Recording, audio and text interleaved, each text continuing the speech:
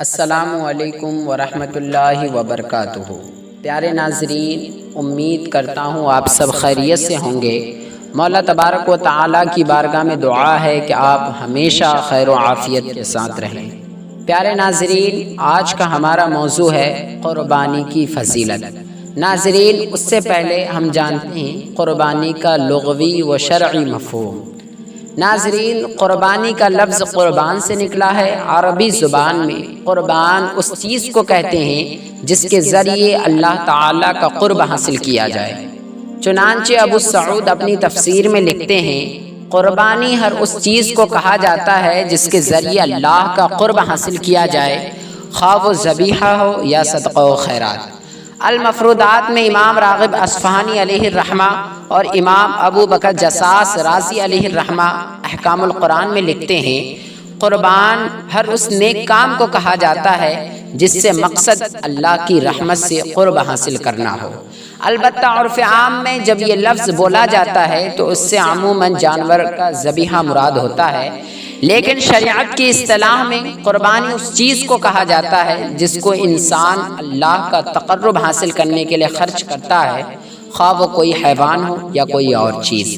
پیارے ناظرین، قربانی کی فضیلت حضرت زید بن ارقم رضی اللہ عنہ سے روایت ہے، صحابہ کرام نے عرض کیا، یا رسول اللہ علیہ الصلوۃ والسلام، قربانیاں کیا ہے؟ تو مصطفیٰ کریم صلی اللہ علیہ وسلم نے فرمایا کہ تمہارے باپ حضرت ابراہیم علیہ السلام کی سنت ہے۔ صحابہ کرام نے عرض کیا، یا رسول اللہ علیہ الصلوۃ والسلام، اس میں ہمارے لیے کیا ثواب ہے؟ آپ صلی اللہ علیہ وسلم نے فرمایا، ہر بال کے مقابلے میں نیکی ہے۔ علی کرم اللہ وجہ الکریم فرماتے ہیں کہ حضور نبی کریم صلی اللہ علیہ وسلم نے حضرت فاطمہ رضی اللہ عنہا سے فرمایا، اٹھ اور اپنی قربانی کے پاس کھڑی ہو جا، یقیناً قربانی کے خون کا پہلا قطرہ گرتے ہی تمہارے گزشتہ گناہوں کی مغفرت کر دی جائے گی، اور قربانی کا جانور قیامت کے دن اپنے گوشت اور خون کے ساتھ حاضر کیا جائے گا اور اس کو 70 گنا بڑھا کر تمہارے ترازو میں رکھا جائے گا۔ طبرانی شریف میں حدیث مبارکہ ہے، حضرت ابن عباس رضی اللہ عنہ سے روایت ہے، حضور نبی کریم صلی اللہ علیہ وسلم نے ارشاد فرمایا، جو روپیہ عید کے دن قربانی میں خرچ کیا گیا اس سے زیادہ کوئی روپیہ پیارا نہیں۔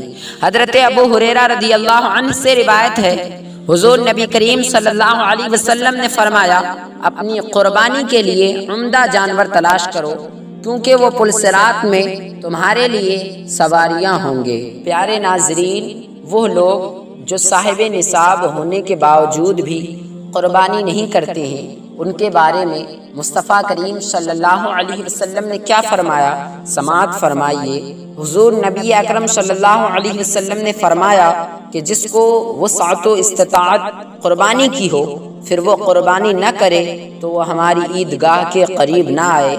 آپ صلی اللہ علیہ وسلم کا ارشاد گرامی ہے، جو شخص طاقت رکھتے ہوئے قربانی نہ کرے وہ ہماری صف سے دور رہے، ہم سے اس کا کوئی تعلق نہیں ہے۔ ناظرین، سنا آپ نے مصطفیٰ کریم صلی اللہ علیہ وسلم نے ان لوگوں کے بارے میں کیا فرمایا جو صاحب استطاعت ہونے کے باوجود قربانی نہ کرے۔